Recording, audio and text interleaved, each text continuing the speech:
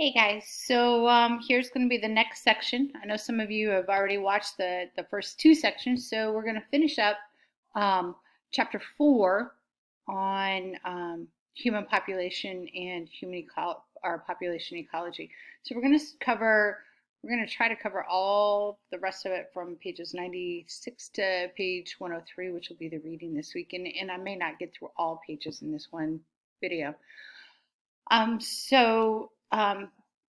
What I want to make certain that you guys understand is the um, that the biological principles that cover all every organism, as far as their populations go, applies to humans. And because one of the things that students forget and don't take into consideration, more just because it's a way of looking at life, um, humans are very ethnocentric. They look at themselves, or anthrocentric, and they look at themselves versus looking at the world globally and looking at all organisms in it.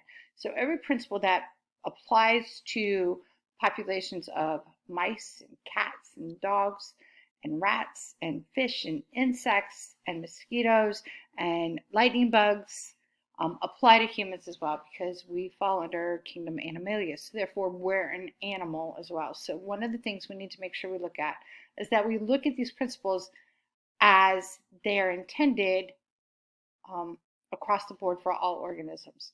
And so page 96, I believe, starts with demography.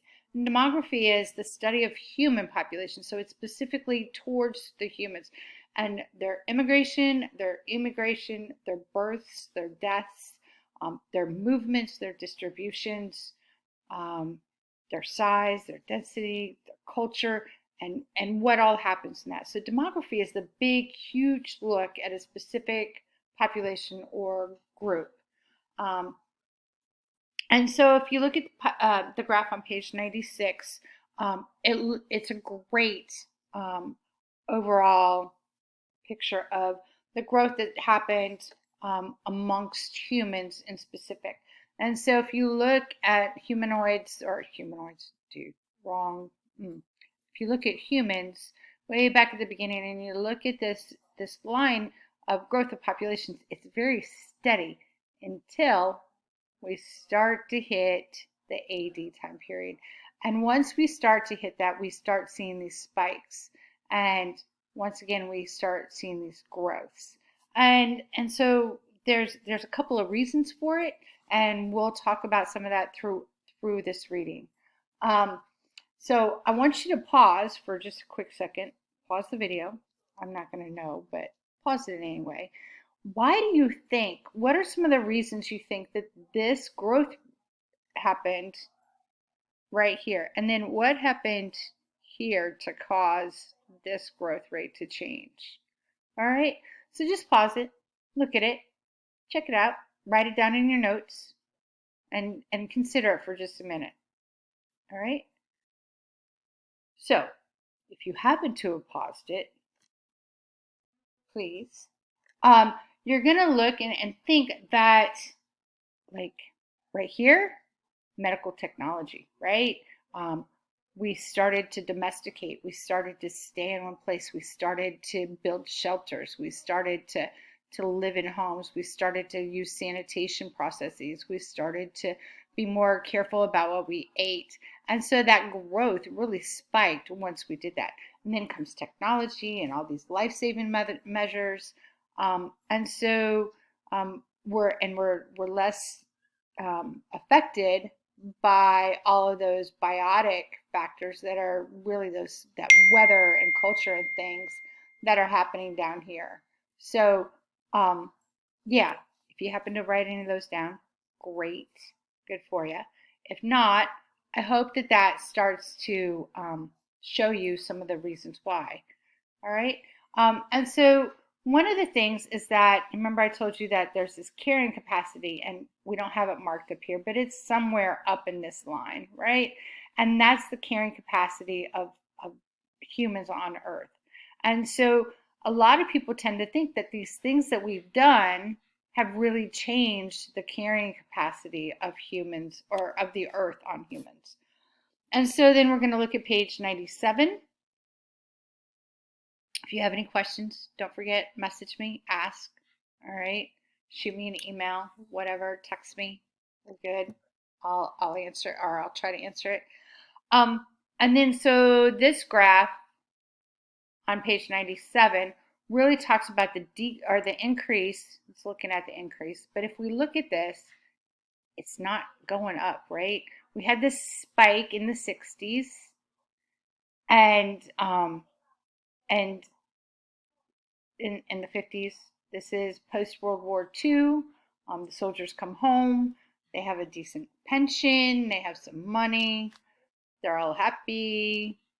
Wives are there. Girlfriends are still there.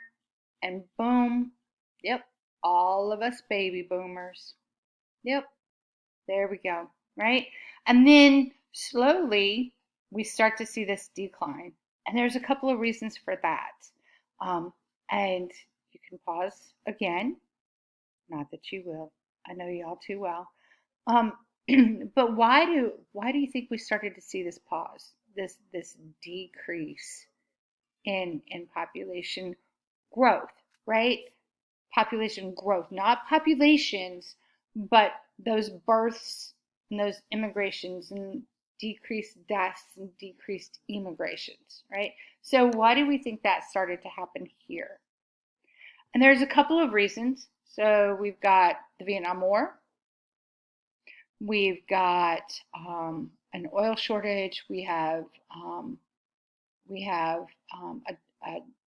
recession. Incomes weren't great. They weren't keeping up. Then we had Gulf War. In the meantime, there's a whole bunch of wars going on in Africa. There's a whole bunch of wars going on with Russia and Afghanistan and Pakistan, if I remember my history right. Mr. Marshall can always yell over my shoulder if I'm not. And then we had the Gulf War and all of that going on in Iraq, Iran, Afghanistan. And the other couple of things are that diseases, we started hitting some famines in Africa. We started having Chinese started limiting the number of births. England, they won't punish you like they will in China, but in England they will only pay for the first couple of children, and then after that you're on your own. Like as far as giving birth, the health care and things like that. So after that, so it wants to make people, society in general was wanting to make people more reflective and more conscious of childbirth. People are, hey, I can only afford to raise one or two, not 17. I don't have a farm. I'm not raising cattle and agriculture, and I don't need kids on the farm. The Great Depression, we'd had a mass number of births around the world, and earlier then because we had farms and we needed 17 kids to run the farms and things. So those things started to cause the decrease, the reasons that no longer exist. We have machinery and equipment to run the farms for us. All right.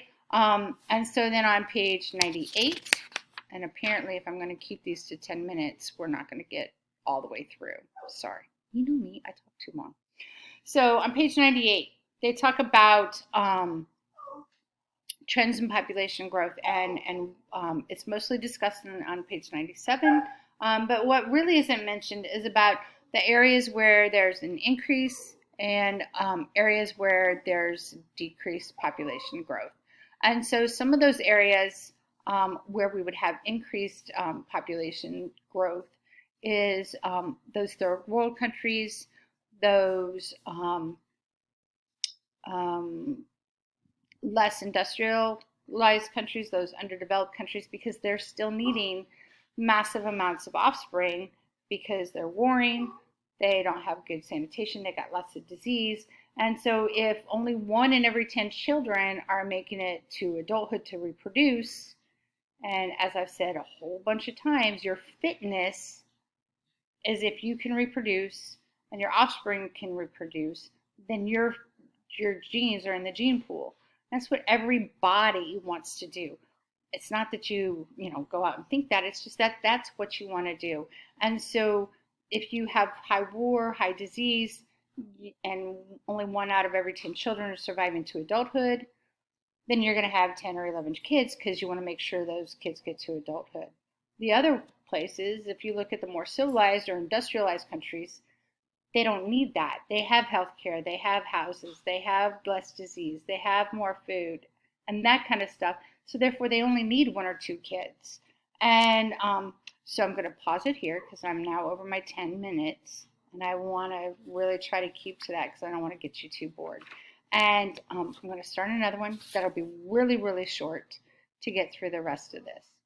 Have a great evening. Miss you guys terribly. Please do the work. All right. Love you guys.